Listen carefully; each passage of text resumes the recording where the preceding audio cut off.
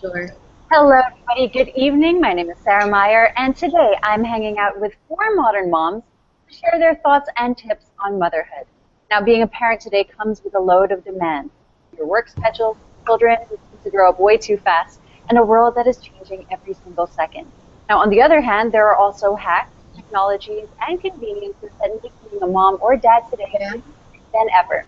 Now, Then, sometimes as parents, it's nice to step back and see how far we've come and look forward to what else we can do to make everything better. Today on the show, our guests, Janice Villanueva, a mother of three, an entrepreneur, events communication professional, and founder of Mommy Mundo and Mommy Matters. Hi, Janice. How are you? hello, Sarah. All right. We've also got Isabel Romero, a mother of two and a visual artist. Isabel is joining us from home right now. Hi, Isabel. And Cherry Mendoza, a mother of one and a lawyer. Cherry.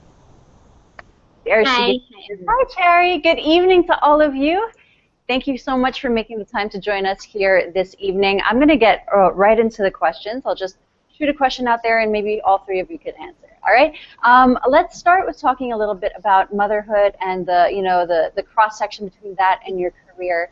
How do you juggle parenthood with a career or other commitments that you may have? Let's start with you, Janice.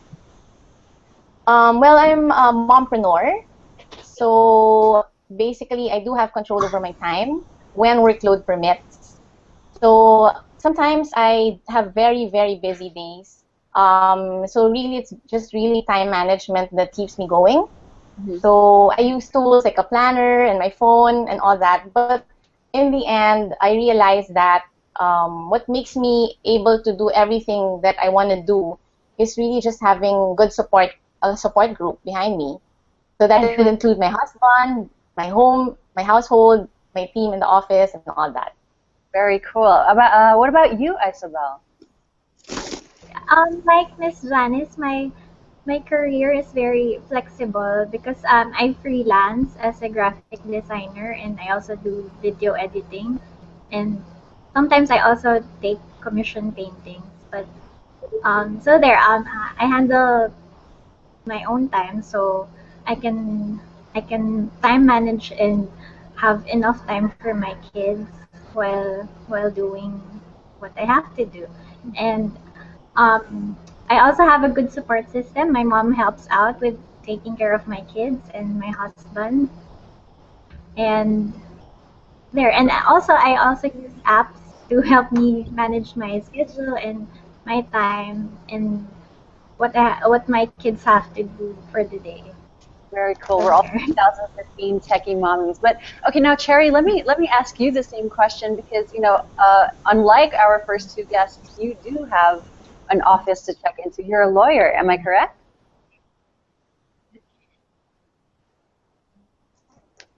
Yes, that's right. Actually, I was about to say that unlike the other mom, I work for a company which has an 8-hour work schedule, so I have to be there from 9 to 6. So what I did actually is because of my line of work, I had to choose. I used to be part of a law firm wherein the time would be more flexible. However, it would also entail me working very long hours. So I had to choose between having flexibility but working long hours, or as I have now, working in a company wherein it's a 9 to 6 job, but at least there's stability, there's predictability of hours, and I can actually go home before my kid goes to sleep. Right. And so the ability to turn off and switch off and get into mommy mode presents itself. Now, have you guys learned any sort of specific lessons that, in terms of balancing home and work, that you can share with those that are watching and joining us today? This is free for anybody. Well, Yeah. I think one realization is that all moms, whether or not we be full-time or mompreneurs or home-based or corporate, we're all just really busy with different roles. So we're pulled in different directions all the time, and it's really just a matter of knowing what's important to you. I think that's the root of it all. We have so many duties and where we wear many hats, and it's whether or not we have a baby or a teenager, it's something that we are all, I guess, that's all common to all mothers. So I guess it's really just knowing what's important to you, and then making that the guide in everything. So yeah. And is that how, I mean, do you guys put in a fixed schedule for the time that you spend with your kids at home, or is it sort of a free flowing, get the quality time in where you can situation? Well, for me, there are just days that I really have to work more than be a mom, and I've accepted that. That's why you just have to get rid of all the mommy guilt and all that, and just know that if your kids feel loved and they know that you love them, you'll be there for them at any time. That sometimes that is enough. And when you do spend time with them, it's just you just have to be really present and mindful, and you'll feel the connection and really make quality time. So it's not simple, but I guess it's a day-to-day thing, and you just have to be mindful about things all the time. Right. Janice, now you talk about quality time. Let me ask Cherry and Isabel, in terms of quality time, do you have any sort of rules? Do you self-check in the sense that you say maybe no phones while I'm spending time with my kids? Yes, I don't allow my daughter to play with gadgets like an iPad while we're eating or we're playing. And I also don't use my phone while I'm with her. Very cool. Cherry, what about you?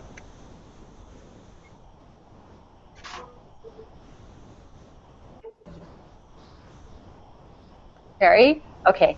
Our signal's fluctuating a little. Can you hear us, Cherry? I try to. I try to self-check.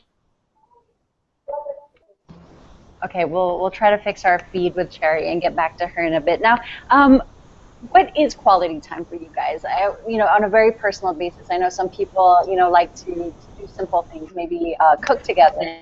Other people like to go on adventures together. What is your personal quality time? What are your favorite things to do at home? Janice, let's start with you. Yeah. Well, I have kids Like, ranging from yeah. 18 to 8, so quality time with each one is different. Right. With my teens, it's really more of talking. They're boys, and sometimes I really cannot relate to to a lot of stuff they're into, but I try. So it takes a lot of conversations. Sometimes go to the cafe, even just their haircut, and the drives. You can talk to them. It's really more on conversation since they're already, well, my 18-year-old is an adult, which I'm trying to accept. So I'm trying to accept. But with my 8-year-old, it's still play. I have a lot of fun with her.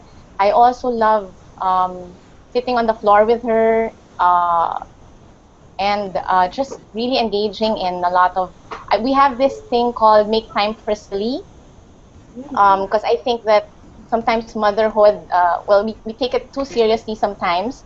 So my daughter and I have these silly play times. Like we have our blindfold makeup challenge and things like that. Just a lot of fun. Sounds amazing. Definitely something. You have like a hashtag or something online Yes, where we're starting our series. Sorry, Janice, what was that? That last part? Yes, we're starting our Make Time for Silly series. There you go. We'll follow you closely. Isabel, what about you? Quality time? I know you're an artist. Is that something that you pass on to your kids? Yeah, I try to encourage her to play creatively. We play with Play-Dohs and sand, and we go around our compound and we just pick flowers and leaves. And I try to make her explore everything around her. And we also read a lot of books. So for a 2-year-old, my daughter speaks very well, and she knows a lot of words already, and I always ask her questions and talk to her while we are eating, and we sing songs and listen to different types of music. I'm exposing her to different genres of music, Nice. and we also have a bed time rituals. Before going to bed, we pray and read books and cuddle. So there, I'm encouraging her to be more grateful by um, thinking of things that we are grateful for the day. At the age of 2, Before, before that's an amazing habit to instill in your kids. That's great. yeah. All right, Cherry, are you with us? See if we got our lawyer back. Cherry? Okay, we'll still fix that signal. But now, guys, when it comes to the life at home, you know, we've established that there's a lot of support and a lot of people that are involved. It truly does take a village to raise a child. But are there certain aspects of child rearing or the involvement in the household that you are very particular about that only you can do? So let's start with you. Yeah. Oh, yeah. Um, I make it the point that I stay home with my kids for the first at least 6 months of their life because I breastfeed and I do all the the washing of the bottles to make sure that they're clean, and so there. Basically, I handle everything for the baby. And there. All right, great. Janice, and what about you? Are there things that only mommy does that nobody else can do? Yeah, well, right now they're already of age. They're like very independent. So I just let go already. But with my youngest, my daughter, it's playtime. Like it's really just me and her playing. Maybe because the helpers at home are not comfortable with English or something. They're just they're very they cook with her and all that, and just as we bake and all that. But it's more of the playtime that's really between her and me. But with I guess because they're already big kids, so yeah, not much anymore right now. But yeah, like Isabel, when they were babies, it's really the breastfeeding, the feeding times that's bonding also for us. And what amazing bonding that is. Right? I completely advocate breastfeeding your child for as long as humanly possible. Although, I mean, I've seen pictures of like 7-year-olds still breastfeeding. We won't go there. That's a whole different conversation. But you know, I think there are certain things that you try to introduce to your child. You want to open a world of possibilities, and I think summer is a great sort of time frame to be able to do that. Janice, I'll talk to you since you do have older children. When the kids are out of school, how do you fill those days? Because I know it's like a lot of hours that the kids are just, you know, raring and, you know, wanting to absorb something.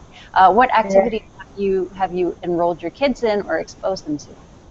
Yeah, well, summer is my favorite time of year because we have a lot of time together, and there's no homework to worry about.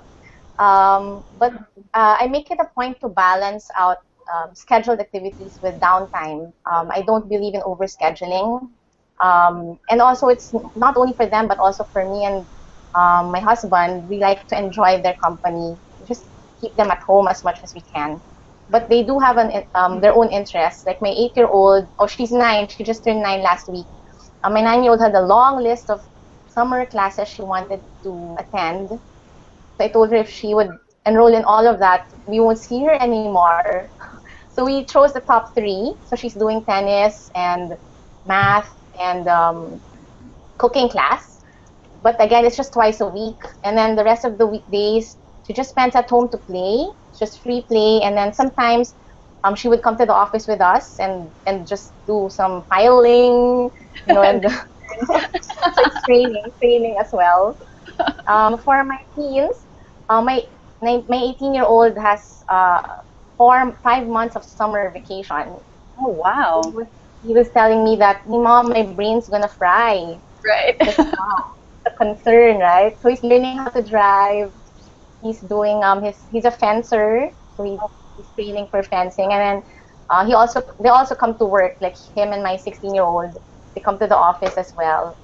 So it's just a balance of a lot of play and scheduled activity.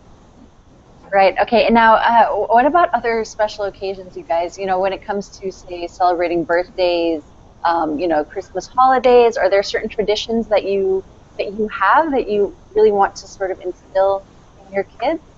Isabel, it's What only I been do, 2 birthdays so far, no? But yeah, what I did for my daughter's first birthday, I took her. I made a mini studio here at home, and I dressed her up like a princess, and I took her picture so it will be more memorable.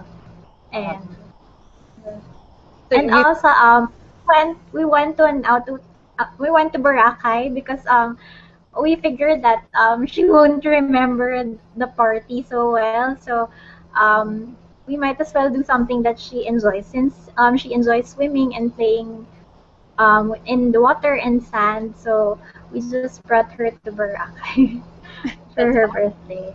yeah, you know, I've seen this on, you know, I've seen this online, and I actually know some moms that have sort of little things that they like to do. Like, say, for example, have the kid with a chalkboard that says their birthday, and then they take the pictures throughout the years as the kid gets older. Does anybody have, you know, some cute little ideas that you can share with the moms out there like that? Janice, I'm sure you've got a whole website full of Yeah. full suggestions. Yeah, well, I love those. That's a new thing, no? That they put like 1 month, 2 months. It's so cute on the baby. I wish I thought of that when my kids were younger. But for us, it's my husband who has this photo of him and my eldest son since he was younger. Like he would have a photo with my son kissing my son, like the big pout kiss. Especially look So that one we probably do someday. very cool. Well, so again, we said 2 birthdays still only, but you know, she's still young enough for you to start these little traditions. Is there anything that you've got Yeah. to do? Oh, sorry, I wasn't able to hear the other. Oh, is there anything that you would like to start with her in terms of these cute Oh, for picture things? Pero nakausap ka na niyo ulit. Kamay. Iso? Hello? yeah. There you are. Yeah. I was just asking if there's anything, since your daughter's still only 2 years old, is there anything that you would like to start with her in terms of traditions? For her birthday. For her Yeah. Any other time? Yeah. Yeah. I take her pictures yearly. So there are different themes that I want to try out. So for her first birthday, it was a princess themed pictorial. So maybe this year we'll do an Arabian themed pictorial for her. Since her name is Oasis, so I figured Oh, maybe, beautiful. dress her up like a Arabian princess. That So is awesome. I do that yearly since I took photography classes, so I have certain know-how for that thing. She's going to have an awesome photo book at the end. Cherry, are you with us? Yep, I think I'm back. You're back. You're right. Well, Cherry, how old is your daughter? Was it? Yes. My daughter just turned 1 last Feb 24, so just a little over a year. I'm a new mom compared to the other moms here. You're a brand new mom. Well, so let me share this one with you since you have the youngest out of everybody. I was reading something. It was like sort of like a little life hack suggesting that you create an email address for your kid and then just continue to send photos of your child to this email address and then give her the password when she turns 18 years old.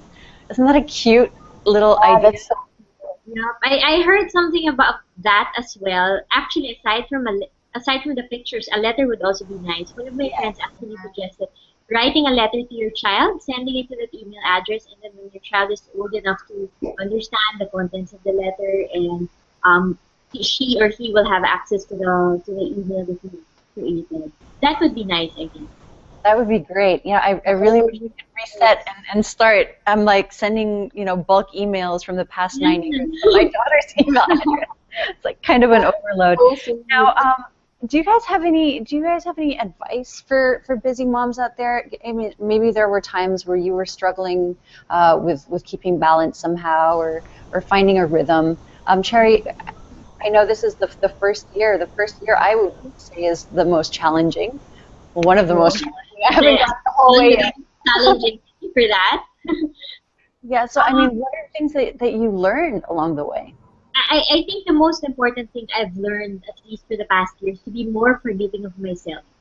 Because I've been very, very guilty about a lot of things. The time that I had spent away from her, the things that I thought I should have done but didn't do, all these ideas that we moms created for ourselves but end up not doing. So those are the things that make up the mommy guilt. So that's one of the more important things I've learned during the past year, and something which I always share to my mommy friends. Be very, very forgiving of yourself, because at the end of the day, we moms really just do what we can. We try as best as we can. So I think we should give ourselves a pat at the back. Yeah. You know, the term mommy guilt has been brought up twice, I think, on the show so far.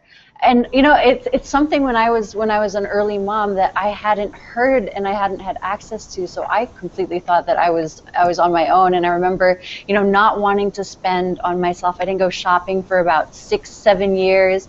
I didn't get my hair done, and it was just like, it was such a cloud hanging over me. I finally went one day to get my hair treated, and I found myself leaving the salon crying just because I was so, I don't know, overwhelmed. And you know, just a quick shout out to all of the moms out there that are feeling that way, that didn't know that, you know, we all go through it. Is that safe to say that everybody has a considerable amount of mommy guilt? Yes, I think so. I think so. Yeah, I think so. In fact, just very recently, I was telling my mommy friends that I have this particular issue in mind, because I breastfeed my child. So after she turned a year old, I was thinking maybe it's about time that I introduce formula to her. But for the longest time, I've been trying to delay it. I was thinking maybe I'm depriving Andy, my daughter, of this very, very special gift, because I can. So I was thinking, why would I stop if I can? But then, on the other hand, I'm also thinking, I think I need to give myself some time. It's being very time consuming already. I get time away from work. So it's really, until now, actually, it's still an issue. She's still breastfed, but I don't pump anymore. But it's still part of that mommy guilt. Definitely. What about the other two? How has mommy guilt manifested in your life? And also, how did you get over it? If you have already, assuming that you have. Well, for me, I just realized that time flies so fast. You know, my 18-year-old was a baby, and in the blink of an eye, even if I'm very hands-on and with him every day, he's suddenly an adult. So when I meet young moms who are sleep-deprived and really struggling with, you know, breastfeeding, everything, you know, all the which diaper brand to buy and all the dilemmas, I just say that, you know, it's just so fast. Just really have fun and savor it and relax. You know, we're all just trying to do our best. And again, you know, don't compare yourself to other moms, because you know in your heart what kind of mom you want to be and should be for your own children. And then one mom once told me something very interesting, and I always keep it in mind. It's she told me that, you know, just like in business, do what you do best and delegate the rest, right? So for our children in parenting, if the best thing you can do with your child is to play, you know, if you can't cook, don't force the issue, don't pressure yourself, right? Like for me, I just bake cookies and simple cupcakes with her. Of course, sometimes I'll try something different, but I won't really pressure myself into baking a cake with fondant if I can't do it. Just really relax and have fun, I think. All right, very cool. And now you guys, the world is so big. in many ways, it's kind of scary out there, you know, the access that they have to information these days. How do you make the home the safe space? Like, what are little things that you do to just, you know, really drive home the fact that this is HQ, this is headquarters, this is your refuge? I think I don't have that much of an issue yet because she just turned a year old. But as much as possible, everything's really confined within the family, within very close friends. So, since social media is very, everyone's very active in social media these days, I make it a point to just limit it to people I really know because you'll never really know where the information will land, where the picture of your child will reach. So all of these things, I try to be very careful. Also, I think it's about ensuring that that you have a village with you when you're raising your child, recognizing that you can get help from your parents, you can get help from your in-laws, because really, even if you find a very reliable house help, very reliable yaya, where you can with whom you can leave your child, it really won't replace the care and the attention that you will get from relatives, from friends, and from in-laws. I think it's the recognition that you don't have to do it all on your own, or at least you don't have to just have your partner with you, but you can have a village with you raising your child. Right. ISO, and what about you? Let's talk a little bit about making your home the safe space. Like, what are little things that you do to create a refuge for your daughter at home?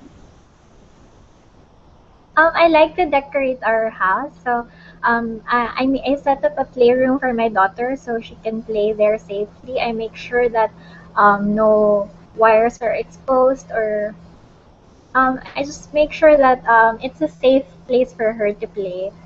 And it's very inviting for her to play. I use very colorful colors for the toys and the floor, the matting that I use there, and also her bed.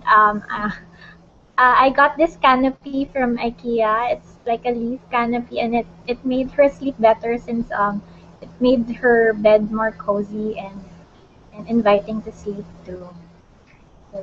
And sleep is such a huge moment for moms, especially the young moms, I'm sure. Have you realized the true value of a good night's rest, Cherry? I haven't had a straight 8 hour sleep for more than a year now because even before I gave birth, I haven't had straight sleep. So please, mommies, tell me if it happens soon. What advice can we give Cherry so that she can get a good night's sleep? I think you need a cozy, comfy, great smelling blanket and just disappear under there. Give yourself a timeout every night and say, I am about to switch off. Is your kid sleeping through the night yet, Cherry? Not yet. She wakes up twice, so around midnight, and then another one just around dawn. So still no 8 hour sleep for me. We'll get there. Janice, do you remember those days? It will happen. Yes, I do. I mean, Janice, your eldest is 18 now. Is that a distant memory, or does it still haunt you a little bit? Well, I still remember. That's why I was thankful for breastfeeding, because when you're breastfeeding, you really have to stand up, right? You don't have to stand up and mix a bottle. So I was thankful for that. But still, like, thankfully, I didn't have babies who would play at night. I know that there's some who wake up at 3 a.m. and want to play.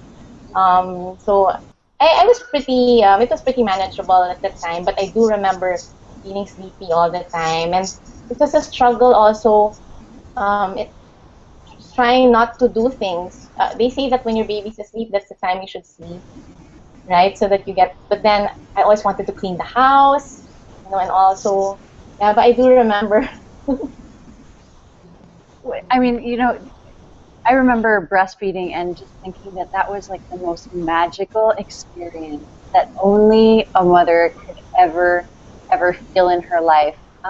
Did you guys share with us sort of magical moments that you've experienced with your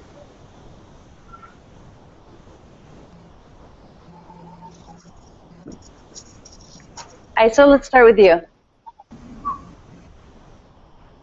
A magical moment.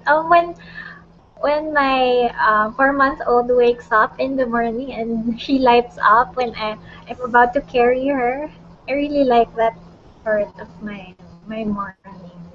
I'm getting so Yeah. giggle right now. I want to squeal. No, totally. And when my 2-year-old just hugs and kisses me out of the blue and she says, "Mommy, I love you." Really, truly, only the things that a parent can experience. Cherry, magical moments that you've experienced with your baby. My favorite part actually with breastfeeding is when you're holding your child and then she's breastfeeding and then she looks up at you and then gives you a smile.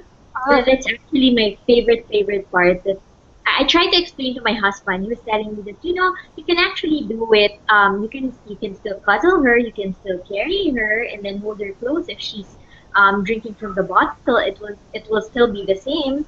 So I would explain to him. You know what? No, it's No. not.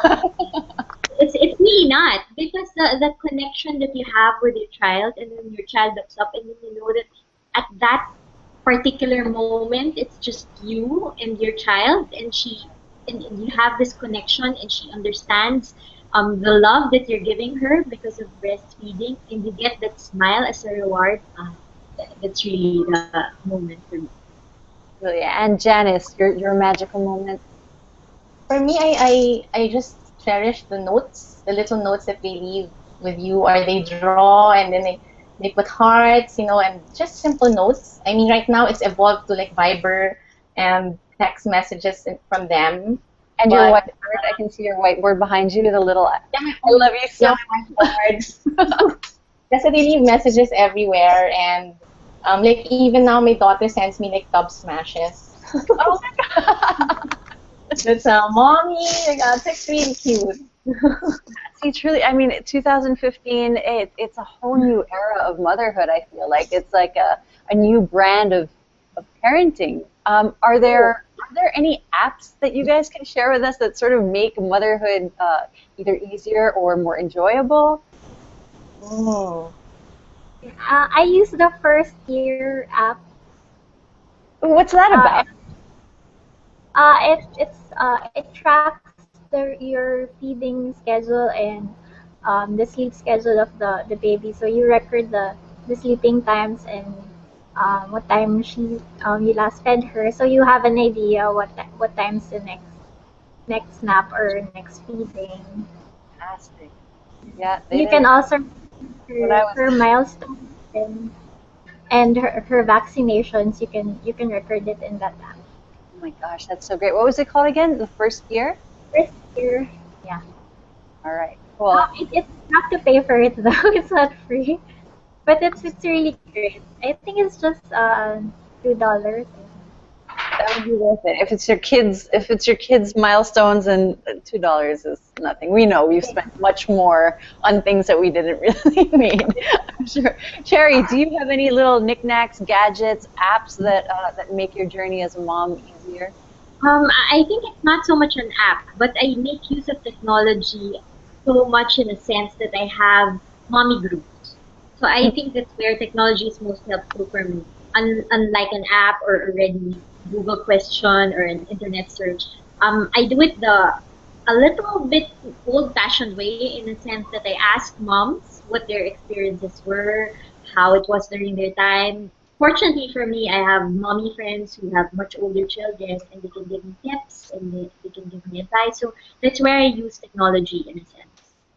Very cool. And Janice, you're an internet native. Yeah. What about you? Yeah, well, I don't really have an app that I like, but it's really just, I guess, blogs, the mom blogs that we read. I guess in the same way that Cherry talks to her friends, that you can read advice and experiences from other mom blogs as well. Yeah, and Facebook, right? So Could you give us a rundown of maybe your top 5 favorite mommy blogs, including your own? Oh, mommy blogs. Well, there's local. I'd rather choose the local ones. We do have a lot of friends who are here. So one is Tin Di Chao's Manila Fashion Observer, because it's a mix of discoveries, some brands that she would recommend, and I guess it's also fun watching her children dress up. So it's fun and learning at the same time. And then another one is ManilaMommy.com of Neva. She has a lot of tips like applying for your SSS for your kasambahay, very practical step-by-step tips. And then I also like for entertainment, mommyfleur.com, because she's a working mom, but she's so hands-on with her daughter, and she just makes cuento, like her daily, like everything, like now she's fixing her house or what her daughter said today, things like that, and also a lot of advice. All right, very cool. Guys, thank you so much for the input. I'm learning so much. I'm going to go home and download apps and check blogs and things. I know that I had a foray into, I wanted to start a blog, and I started making sort of the bento lunch boxes for my daughter. And I tried to do it every day, and then all of a sudden it was just every Friday, and then now it's like once a month, and I haven't done it in 2 months. But I guess bento mommy, yeah. I guess the moral of the story is just do what you can when you can, and if you have the opportunity to share it to inspire other moms, then do so. How much do you guys put online when it comes to your kid? Because I know that there are people where it's like all they post is pictures of their kid. Other people are much more private. They don't want to show their child's face, child's name online. How are you guys with all of that? If it would be up to me, I think I'd be posting a lot more. But because I have a husband who's also a lawyer, he's very, very careful. He regulates me. He tells me all the time that, all of these things you need not post to social media. If you want your friends to see it, just send it to them. Just email it to them or send it via text or Viber or WhatsApp or whatever. So I try as much as I can to do what my husband tells me, because it really makes sense. As much as I want to show the entire world how cute my daughter is, look, she did this, she did that, I do recognize that as moms, we have to be very careful.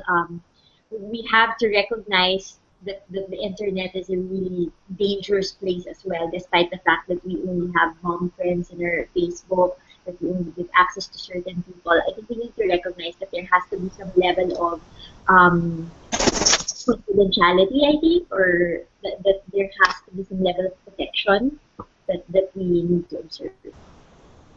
So what about you? Are you a post it all mommy or keep it close mommy? I post a lot of pictures, but I try to share it to our friends and family only. So I make sure that the privacy settings in my Facebook and Instagram are only for the people that we know. All right, awesome. And Janice, what about you? Yeah, for me, it's the same. I just watch my privacy settings. But in terms of faces, I don't cover up or anything like that. However, what I like to do is to choose the moments that I want to share. I don't put everything out there. There's some things that I just want to keep to myself and my family. But so that I guess that's a way to regulate, and also to just keep some memories that are just private and really for our own enjoyment, right? Right, okay. Fantastically answered, all of you. Thank you so much. My last question is this. Janice closed out talking about preserving memories. If there was one thing that you could preserve from your child's or early years that you would like to hold on to forever, what would that be? Carrie? For me, the very, very vivid memory that I want to preserve would be her. That's really where the entire emotion of motherhood is encapsulated, at least so far. So I'm not sure if down the road there will be better ones, but it's really on top of my list. Janice, what about you? For me, it's really when they were babies, and because it's just so fast. So now that I enjoy them, while they're of age, I just try to look back at when they were babies and they were all ours. And they would just smile at you and look at you with adoring eyes, as if you were the the best woman in the world. Um, and just holding their hands, being small enough to hold. Like now I hold their hands, but it's sometimes bigger than mine. No, just looking back at all those moments that forever will be a gift for me and my husband. And ISO, let's finish off with you. For me, I'd like to hold on to the memories also when they were babies because it makes me feel so special that to know that I'm the number one person in their life because they always look for me and they depend on me, and I know eventually when they grow up they won't they won't even like to spend so much time with me. So, I really want to preserve that um, time in my life. All right, guys, thank you all so much. Personally, the one thing I know I want to preserve is, I mean, my daughter's at the point where she goes out and she gets so sweaty and she comes home smelling like a teenage boy sometimes. I know that the smell, that baby smell, is something that I miss so much, and I think I'm going to keep on having kids so I can keep smelling that smell. Guys, thank you once again. We have been talking to four modern moms, Janice Villanueva, Isabel Romero, and Cherry Mendoza, all fantastic individuals. Thank you, ladies. Amazing women. Just sharing tips and little insights on motherhood with us in today's modern world. Thank you all for spending time with us this evening. My name is Sarah Meyer, and I hope to see you again here on Rappler. Guys, good night. Good night. Thank you. Thank you.